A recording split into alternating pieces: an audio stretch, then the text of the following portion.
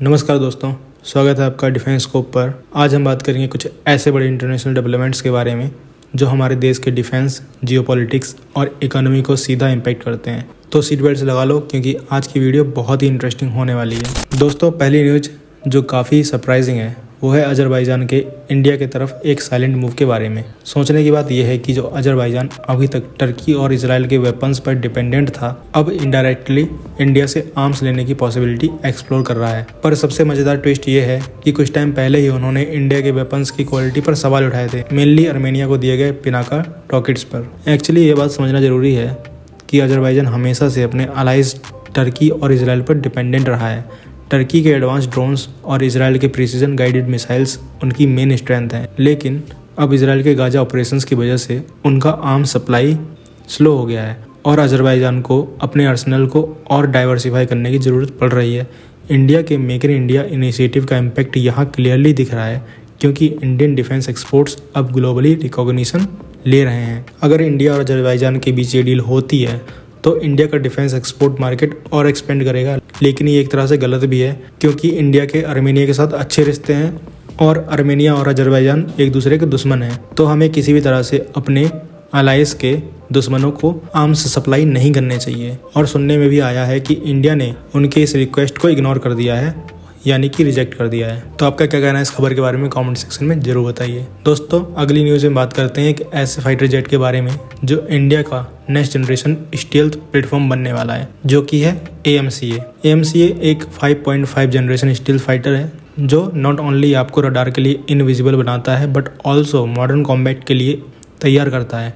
अब AMCA के लिए जो अब तक डिसाइडेड हुआ था वो था 23 mm twin barrel GSH-23 cannon. ये वही गन है जो तेजस MK1A और MK2 जेट्स में है, लेकिन अब ADA और इंडियन एयरफोर्स मिलकर एक और एडवांस्ड ऑप्शन एक्सप्लोर कर रहे हैं जिसमें आपके पास दो बड़े कंटेंडर हैं, एक 25 mm गैटलिंग टाइप कैनन और एक 30 mm GSH-301 कैनन।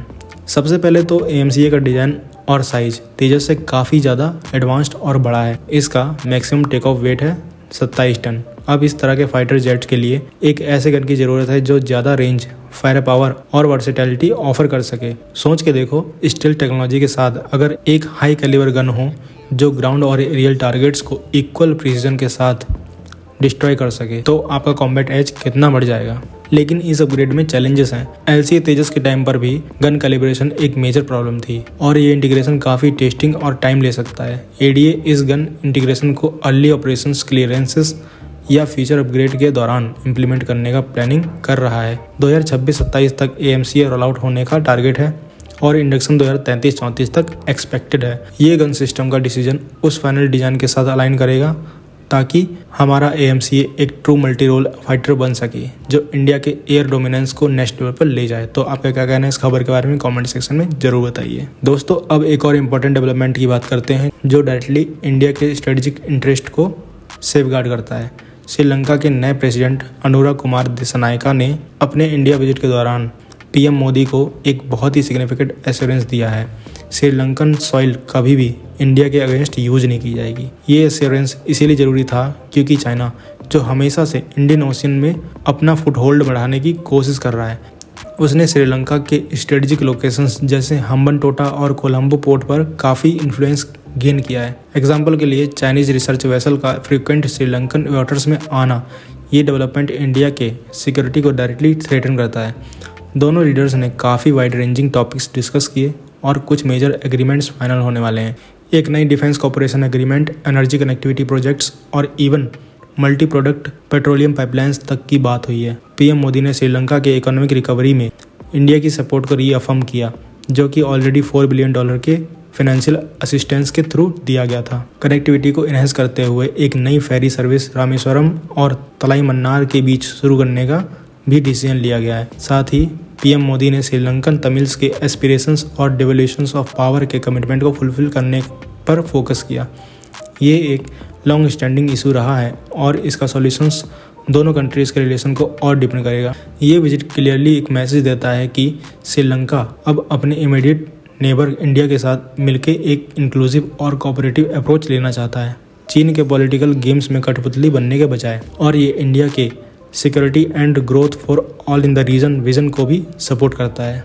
तो क्या कहना है आपको इस खबर के बारे में कमेंट सेक्शन में जरूर बताइए।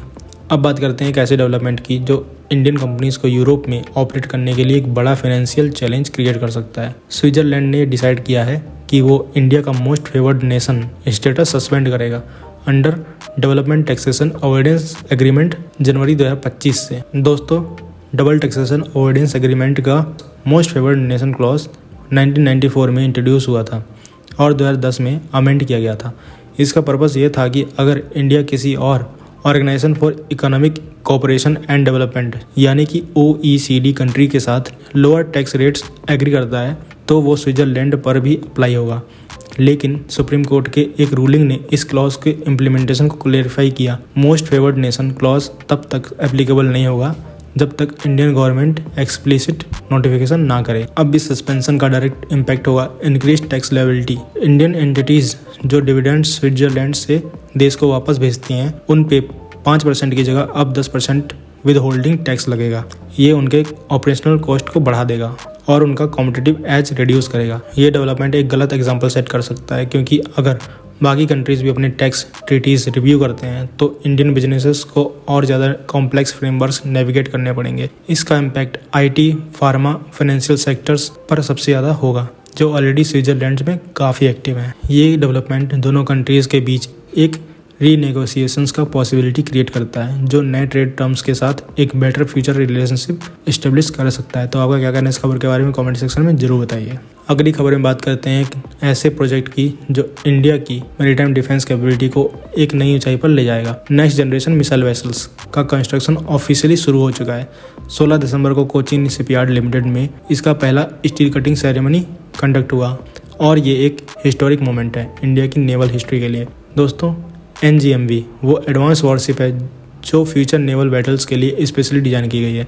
ये हाई स्पीड वेसल्स हैं जो not only surface to surface missile से इक्विप्ड होंगी but anti missile defence systems, air surveillance radars और फायर कंट्रोल सिस्टम्स के साथ भी रेडी रहेंगी। इन शॉर्ट, ये शिप्स एक multi dimensional combat capability offer करती हैं। इस प्रोजेक्ट का एक और बड़ा एस्पेक्ट है आत्मनिर्भर भारत को प्रमोट करना। इन वेसल्स के सारे क्रिटिकल सिस्टम्स इंक्लूडिंग रडार्स और मिसाइल सिस्टम्स इंडिजिनसली डेवलप्ड हैं। मतलब इंडिया अब सिर्फ अपनी नेवी के लिए शिप्स बना रहा है, साथ ही एक स्ट्रॉन्ग डिफेंस मैन्युफैक्चरिंग इकोसिस्टम भी डेवलप कर रहा है जो एक्सपोर्ट्स पोटेंशियल को भी अनलॉक करेगा। कोचीन शिपयार्ड लिमिटेड के साथ मार्च 2023 में 6 NGMV बनाने का कॉन्ट्रैक्ट फाइनलाइज हुआ था और इन वेसल्स की इंडक्शन इंडियन नेवी में 2027 से शुरू होंगी। ये एक एम्बिशियस टाइमलाइन है, लेकिन अगर प्रोजेक्ट डेडलाइन फॉलो होती है तो इंडियन ओशियन रीजन में इंडियन नेवी का स्ट्रेटेजिक एज और ज़्यादा स्ट्रॉन्ग हो जाएगा। इंडियन ओशियन रीजन काफ़ी जियोपॉलिटिकल सेंसिटिव है। चाइना के स्ट्रिंग ऑफ पर्ल्स स्ट्रेटजी और उनकी इंक्रीजिंग नेवल प्रेजेंस को काउंटर करने के लिए इंडिया को एक कॉम्बैट रेडी फोर्स बनानी पड़ेगी। NGMVs का कंस्ट्रक्शन इसी डायरेक्शन में एक बड़ा कदम है। दोस्तों, ये एक क्लियर सिग्नल है कि इंडियन नेवी एक फ्यूचर रेडी फोर्स बनाने के लिए काम कर रही है। तो आपका क्या कहना है इस खबर के बारे में कमेंट सेक्शन में जरूर बताइए। दोस्तों, अगली खबर की बात करें तो इंडियन नेवी का प्रोजेक्ट 76 एक indigenous conventional submarine development programme अब अपने डिजाइन स्टेज में है। Indian Navy chief admiral Dinesh Tripathi ने कंफर्म किया कि ये प्रोजेक्ट नए माइलस्टोन सेट कर रहा है और ये गेम चेंजर हो सकता है इंडिया के लिए। प्रोजेक्ट 76 का फोकस है एक ऐसे डीजल इलेक्ट्रिक सबमरीन का डिजाइन और कंस्ट्रक्शन जो कम्प्लीटली इंडियन एक्सपर्टीज पर बेस्ड हो। पहले के प्रोजेक्ट 75 और प्रोजेक्ट 75I के एक्सपीरियंस और टेक्नोलॉजी ट्रांसफर्स को यूज़ करके ये सबमरीन बनेंगी। इसका विजन है कि 12 सबमरीन्स को 2040 के बाद फेस वाइज इंडक्ट किया जाए। ये सबमरीन्स 3000 टन के सबमर्ज रिप्लेसमेंट के आसपास होंगी जो इन्हें एक रोबस्ट और कॉम्बैट रेडी प्लेटफॉर्म बनाएगा। इसका design stealth capabilities, longer endurance और एडवांस्ड वेपन इंटीग्रेशन के साथ टेलर्ड होगा जिससे इंडो पैसिफिक रीजन में इंडिया अपना स्ट्रेटेजिक एज मेंटेन कर सके। डिज़ाइन फेज 2028 तक फाइनलाइज होने की उम्मीद है और कैबिनेट कमेटी ऑन सिक्योरिटी की अप्रूवल 2033-34 तक एक्सपेक्टेड है। अगर सब कुछ प्लान के हिसाब से चला तो 2040 के आसपास इन सबमरीन्स का कंस्ट्रक्शन शुरू हो जाएगा, इंश्योरिंग कि इंडियन नेवी अपनी एजिंग क्लो क्लास सबमरीन को स्मूथली रिप्लेस कर सके। दोस्तों, चलिए अब बात करते हैं इंडियन एयरफोर्स की एक नई इनिशिएटिव के बारे में जो तेजस MK2 फाइटर जेट्स को लेकर है।